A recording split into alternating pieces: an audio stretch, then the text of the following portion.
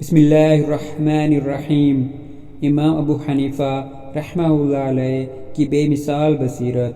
ایک شخص نے امام صاحب سے عرض کیا کہ میں نے کچھ روپے ایک جگہ چھپا کر رکھ دیے تھے، اب وہ جگہ مجھے یاد نہیں آتی، میں کیا کروں؟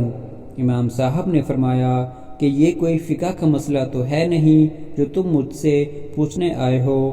پھر جب اس شخص نے زیادہ اصرار کیا تو امام صاحب نے کہا کہ آج تمام رات تم نماز پڑھو، انشاءاللہ اللہ کوئی صورت پیدا فرما دیں گے۔ چنانچہ اس شخص نے رات کو نماز پڑھنا شروع ہی کیا تھا کہ اسے یاد آ گیا کہ اس نے روپے کہاں رکھے تھے، اور وہ نماز چھوڑ کر فوراً اپنا دفینہ نکالنے بھاگ کھڑا ہوا۔